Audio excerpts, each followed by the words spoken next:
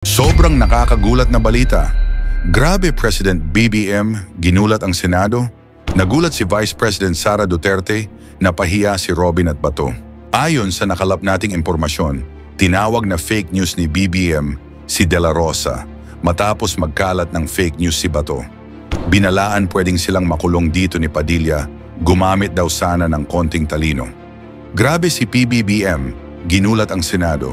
Nagulat si Vice President Sara Duterte, napahiya si Robin at Bato. Tara panoorin natin. Magandang hapon po, Yusek. Yusek, manghingi lang po kami ng reaksyon doon sa mga naging pahayag ni Vice President Sara Duterte over the weekend. Una, nagbigay siya ng pahayag tungkol doon sa mga senator judges who are allegedly biased. Ang tingin niya, dapat binibigyan daw ito ng benefit of the doubt. And kung meron man, yung mga biased against her, yun daw yung dapat na mag-inhibit. Your thoughts on this? Makikita naman ng taong bayan kung sino ba talaga ang bias at hindi. At makikita rin ng taong bayan kung sino sa mga senador ang nagtatrabaho lamang ayon sa batas at ayon sa rule of law. Kung ganyan po ang kanyang opinion, wala po tayong masasabi dahil yan po ay nasa kanyang saloobin.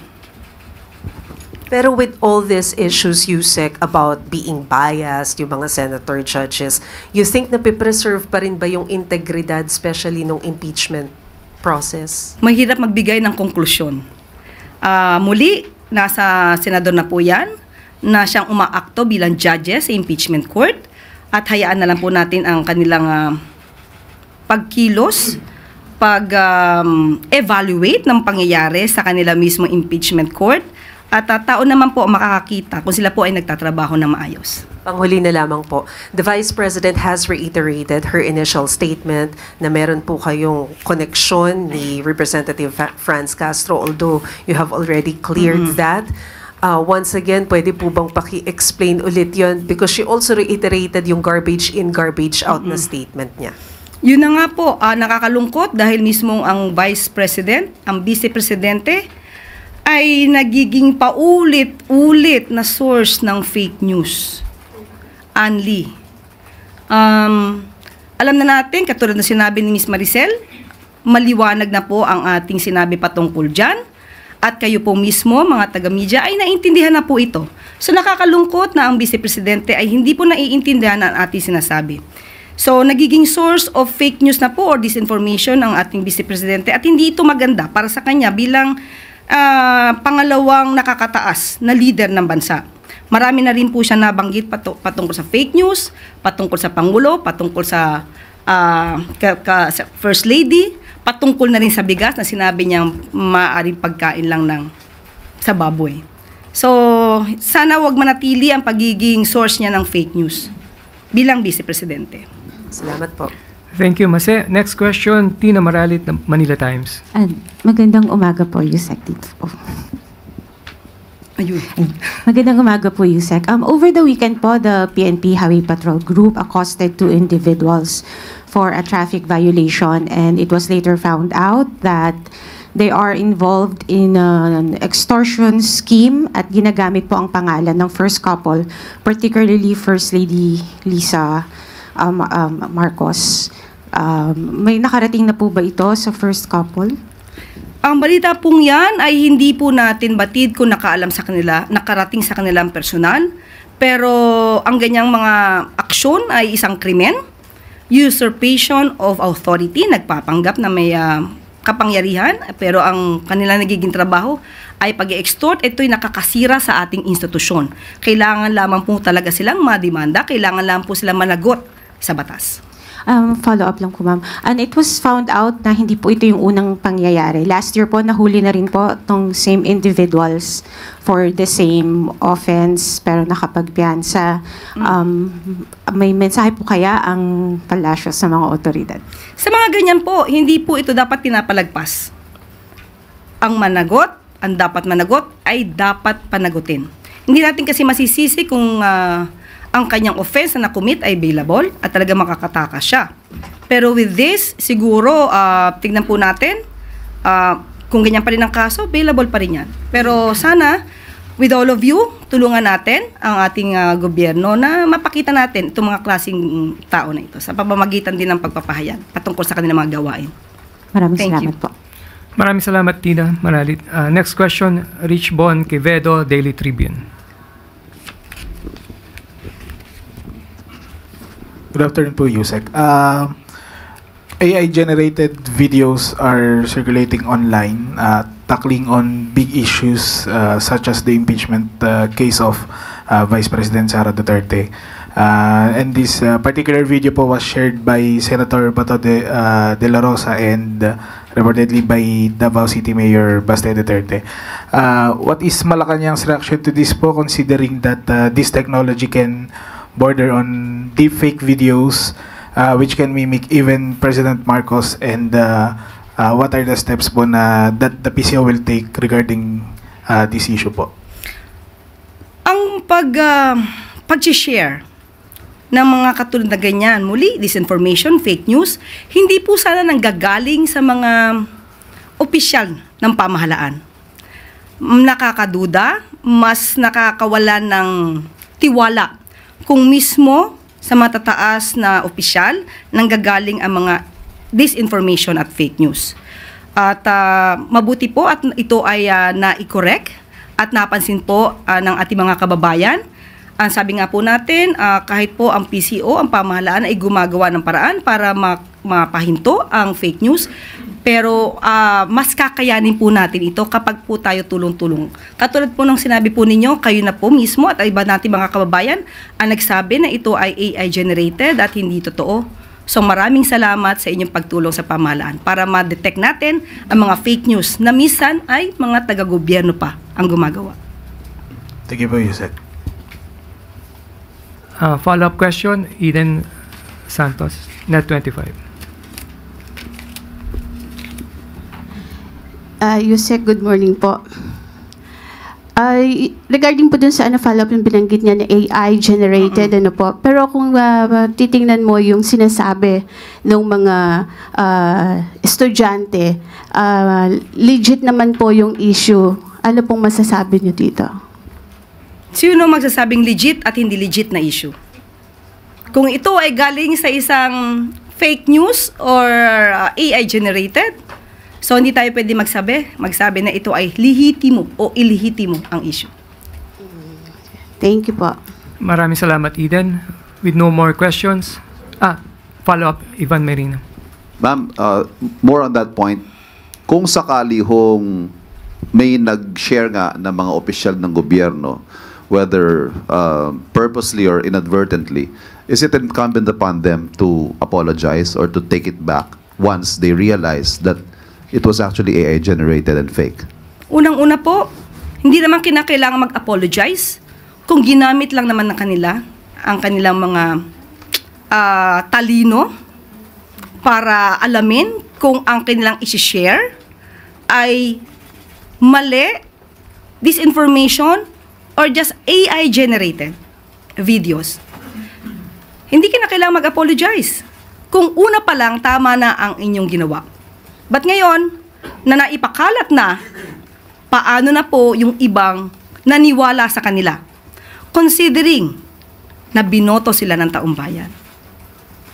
So ngayon, na ginawa po nila, at wala tayong magagawa doon, dapat lamang po nilang i-acknowledge na ang ipinasa nila na video ay hindi totoo at hindi tunay. Thank you. Follow-up question, Alvin Baltasar. Yusek, in connection with that, do you find it irresponsible on the part of those who share the AI-generate video? Irresponsible bang hakbang yung ginawa nila? Lalo may mga government official na nasasangkot. Opo, responsibilidad nila to. Dahil ang bawat salita na binibitawan nila sa taong bayan, leader sila, yaan ay totoo sa pandinig at pananaw ng bawat isa. So dapat maging responsable sa anumang sinishare nila na impormasyon sa ating mga kababayan. Maraming salamat, Alvin. Last two questions, Ira Panginiban. Ma'am, question lang. May penalties for doing this? Distributing, sharing, or giving out false or maybe misleading or AI-generated information? Any penalties? Is the government looking at penalizing them, punishing them, doing anything to them? Depende po sa sitwasyon. Kung sila man ay nag-comment dito, mayroong kaakibat itong penalty. Depende po sa kanilang partisipasyon. Hindi lang naman ito shinare, kundi nagbigay pa ng opinion. So tignan na lang po natin. Alamin natin ang kabuuan. Is libel or slander an option for these kind of actions, ma'am? Can be. Pero sabi nga po natin, alamin po natin ang punot dulo nito. Mahirap pong magsalita agad na may liability ang isang tao. Ang sinasabi lamang po natin, dapat silang maging responsable sa bawat kilos nila. Thank you, Ira. Last question, Michelle Gilang, All TV. Hi, Yusek. Good afternoon po. Related lang po dun sa school na nasunog sa Quezon City. Kasi marami-rami po yung nasunog na classrooms. If I'm not mistaken, around 20 classrooms. And affected din yung faculty, library, and conference hall, if hindi ako nagkakamali. Meron po bang specific directive si Pangulong Marcos to provide immediate help? Kasi hundreds of students po yung affected nito. Sa ngayon po ay hindi pa po kami nakakapag-usap patungkol po dyan, pero alam po natin na ito ay nakarating na sa kanya. Kapag ka po nabigyan po ako mismo ng direktiba ng Pangulo, ito po ay aking ibibigay sa inyo kaagad. Good morning po, good afternoon, Yusek. Telco operators urged President Marcos to review the Konektadong Pinoy Bill, warning that some provisions could undermine regulatory oversight and pose risks to national security and fair competition. So, has the President reviewed the bill, and does he intend to sign or veto the bill given it is among the admin's priority bills? As of now, we have been informed that no document has been given to the office of the President, but rest assured that the President will evaluate every provision stated in the said Konektadong Pinoy Bill. Asahan po natin na nakikinig ang Pangulo sa mga maaaring issues patungkol po dito sa bill na to, at babalansihin niya po ang para sa kabutihan ng kababayan natin, para din po kung may issue about national security at kung mayroong negative impact sa telco industry. Meron po ba tayong timeline dito, Yusek? Sa ngayon po ay wala pa po kasing naibibigay na dokumento. Ito naman po ay mabibilisan naman po ng Pangulo basta po naala niya po ang bawat provision sa nasabing bill. Thank you po. Maraming salamat, Chloe. Next question, Alvin Baltasar, Radyo Pilipinas.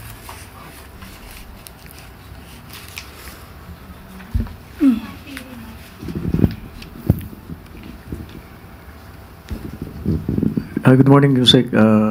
Actually, nasagot niyo na yung itatanong ko eh.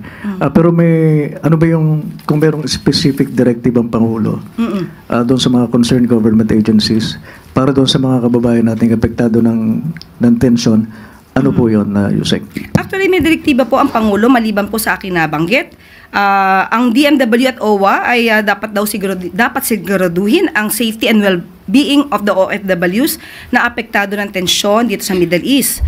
At magkakaroon po, ngayon po ay nasa crisis mode at heightened alert ang DFA, ang DMW at OWA para matulungan po ang mga OFW at ang kanilang mga pamilya. At nagkaroon din po, nag-set po ng 24/7 Middle East Help Desk for the OWAs para po mas mabilis ang pagtugon sa kanilang mga pangangailangan. Pero Yusek, is the President considering na magpatupad ng forced repatriation kung sakasakali? Hindi pa dumarating doon sa point na yan? Hindi pa po dumarating sa ganung punto, pero ready po ang ating mga ahensya kung kinakailangan po ng repatriation. Ngayong unang araw ng pasukan, sabay-sabay nating sinalubong ang pagbabalik ng milyon-milyong batang Pilipino sa kanilang mga paaralan. Alam ng ating Pangulong Ferdinand R. Marcos Jr. na sa kabila ng kasabikan ng mga mag-aaral na matagal na nagbakasyon at mga magulang ay may mga hamon na matagal na nating hinaharap. Mga classroom na kailangang ayusin, kakulangan ng tubig at kuryente sa ilang paaralan, mataas na gastos sa pamasahe at school supplies, at ang pangangailangan sa mas ligtas at maayos na kapaligiran sa eskwelahan. Ngunit higit sa pagtukoy sa mga problemang ito, ang hangarin ng Pangulo ay tugunan at at gawa ng mabilis at maayos na solusyon ang mga issue. Kaya't ngayong balik eskwela, nagbigay siya ng malinaw na direktiba sa iba't ibang ahensya ng pamahalaan. Tiyakin na bawat estudyante ay may ligtas at maayos na lugar para matuto. At ang kanilang mga magulang ay may kaagapay sa pagtaguyod sa kanilang mga anak. Hiniling ng Pangulo sa DepEd at DPWH na pabilisin ang pagkukumpuni ng mga sirang classroom, comfort rooms at hand-washing stations. At tiyakin ang mas mabilis na pagtatayo ng bagong classrooms, lalo na sa mga barangay na dating apektado ng insurgency at sa mga last-mile schools na matagal nang walang kuryente o pasilidad. Inatasan niya ang DTI na tiyakin ang abot-kayang presyo ng school supplies sa tulong ng kanilang price guide at ang DOTR naman na siguruhin ang student fare discounts sa MRT, LRT at iba pang public transport upang mapagaan ang araw-araw na gastos. Para sa kalusugan at kapakanan ng mga bata, pinayuhan ng Pangulo ang DOH na palakasin ang mga school clinics at ipagpatuloy ang bakuna eskwela, deworming, tutukainan, oral health, at community-based mental health programs. Kasama na rito ang pagbibigay ng health kits at equipment sa mga paaralan.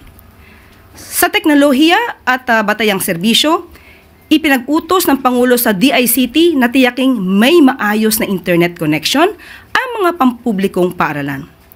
Sa DOE at NEA, na masiguro ang electrification ng ungenerized schools at luwa na tugunan agad ang kakulangan ng tubig sa mga paaralan. Gaya ng sabi ng Pangulo, hindi sapat ang silid-alaran at kagamitan kung walang kaligtasan ang mga bata. Ipinag-utos niya sa DILG at PNP ang mas mahigpit na pagbabantay sa mga paaralan sa tulong ng mahigit 37,000 pulis na nakadeploy na sa buong bansa. Kasama ang paglalagay ng CCTV sa school perimeters at pagtatayo ng school kitchens sa mga 4th at 5th class municipalities para suportahan ang feeding programs. At dahil naniniwala ang Pangulo na ang edukasyon ay hindi lang tungkulin ng paaralan kundi ng buong pamayanan, hiniling niya sa DSWD, DOLE, DOJ at iba pang ahensya na palakasin ang child protection laban sa cyberbullying at physical violence, palawakin ang Tara Basta tutoring at supplemental feeding programs, at hikayatin ang tupad beneficiaries na maglingkod bilang tutor sa ilalim ng aral program, katuwang din ang pribadong sektor para makapagbigay ng trabaho sa mga senior high school graduates. Kaninang umaga lang ay bumisita ang Pangulo sa Epifanio de los Santos Elementary School upang salubungin ang mga mag-aaral at personal na makita kung paano ba mapabuti ang kanilang kalagayan. Sa abot ng kakayanan ng Pangulo at ng administrasyon, iparating lang ang inyong daing at ang tulong ay makakarating. Sa bagong Pilipinas, ang gobyerno ay kaagapay ng bawat pamilya sa paghubog ng kinabukasan ng ating kabataan. Mag-update naman tayo sa sitwasyon sa Siquijor. Dahil sa utos ng Pangulong Marcos Jr. nagawa ng agarang aksyon ang power situation sa Siquijor, matagumpay na na-stabilize at naibalik ang kuryente sa isla dahil sa pagtutulungan ng Department of Energy at National Electrification Administration. Inanunsyo ni Energy OIC Shannon Garin na sa pakikipag-ugnayan ng DOE, NEA at Provincial Government of Siquijor ay nagkaroon na ng pagbabago sa power situation sa isla. As of June 14, ang total available capacity ay aabot sa 10.6 megawatts. Ang 7.2 megawatts ay nanggaling sa 6 out of 8 operational existing generation units ng SIPCOR. Na-deploy na rin ng Palawan Electric Cooperative or PALECO ang kanilang 1.7 megawatts generator sets.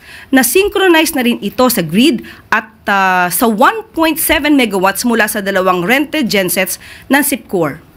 Bandang 6:44 p.m. noong June 14. Samantala, patuloy ang repair works sa dalawang natitirang SIPCOR Units 7 at 8. Inaasahang matatapos ang repairs ng Unit 8 sa June 18 at July 18 naman para sa Unit 7. sa pamumuno ni Pangulong Marcos Jr. at pagtutulungan ng DOE, NEA, LUA at Provincial Government of Siquijor na solusyonan na ang problema sa kuryente at tubig sa isla.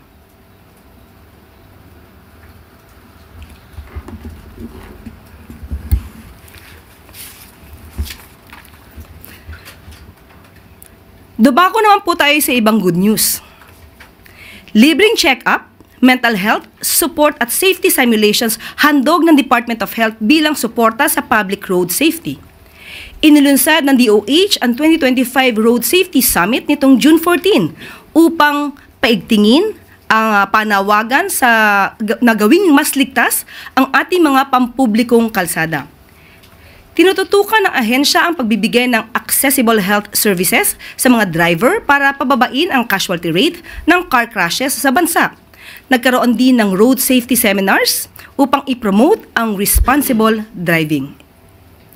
Inaanyayahan natin ang lahat ng driver na makiisa para sa mas ligtas na mga kalsada. Dahil sa bagong Pilipinas, bawat buhay mahalaga. Bago po tayo tumuko sa ating tanungan, siniguro po ng DFA na may contingency plan kung kinakailangang ilikas sa mga Pilipino mula sa Iran. Sa Israel naman, mayroon na pong naipadala na team para tiyakin ang kondisyon ng ating mga kababayan roon. Ang 4 na kababayan po na nasugatan at nasa ospital, 2 na po sa kanila ang nailabas at 2 naman po ay nananatili sa paggamutan at ipinagdarasal po natin na mabilis na nilang paggaling. Ang direktiba ng Pangulo sa DFA, DMW at OWA ay mabilis ang tulong sa ating mga kababayan. No one is left behind. Yun ang tagubilin ng Pangulong Marcos Jr. At para po sa mabilisang pag-contact po, meron po tayong Middle East Emergency Hotlines, ang DMW OWA Help Desk. Idaya lang po ang 1348. At for those abroad naman po, pwede nyo pong i-dial +63 21348. With no more questions, Ma'am Claire? Opo, bago po tayo pumunta sa another good news, gusto ko lamang pong linawin.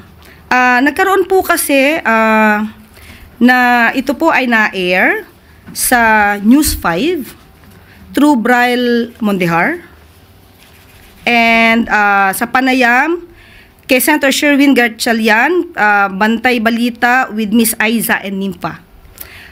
Nagtanong po kasi sila dito at naibalita na ang Pangulo ay open for dialogue in relation to the impeachment issues.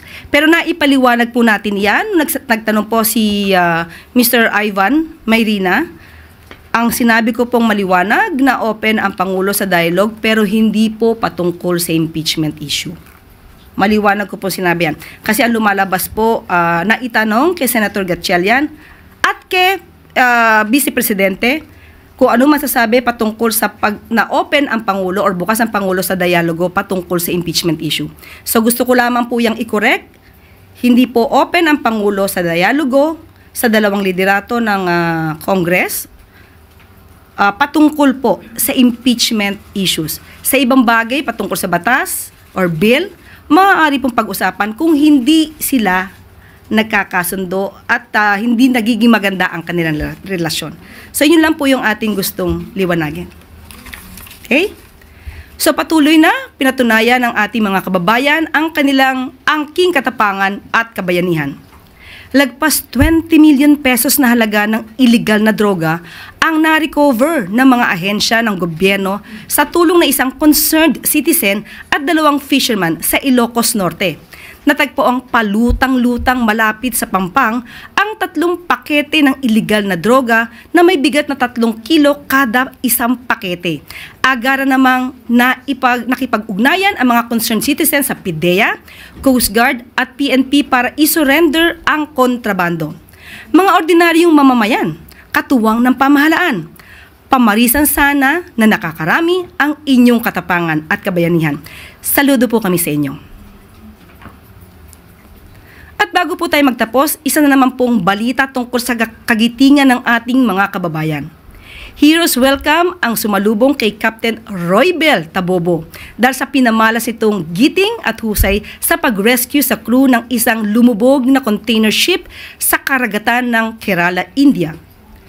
Pinarangalan ng Department of Immigrant Workers noong June 4 ang kapitan na tubong Iloilo. Nitong huling linggo ng Mayo, nailigtas ng kapitan ang kanyang crew, ang 9 na seafarers na mga kapwa Pilipino rin. Isa ang shipping vessel ni Captain Tabobo sa mga naunang sumaklolo sa lumubog na MSC Elsa III cargo container. Ang pagkilala sa kabayanihan ni Captain Tabobo at ng kanyang crew ay ayon na rin sa direktiba ni Pangulong Ferdinand R. Marcos Jr. na bigyang pugay ang katapangan, husay at sakripisyo ng mga Pinoy seafarers saan man sila sa mundo. At dito na po nagtatapos ang press briefing ngayong araw. Magandang tanghali para sa bagong Pilipinas. Ngayon ikaw bilang Pilipino, ano ang masasabi mo at reaksyon sa balitang ito? Mag-iwan ka ng komento sa ibaba at atin pong babasahin isa-isa.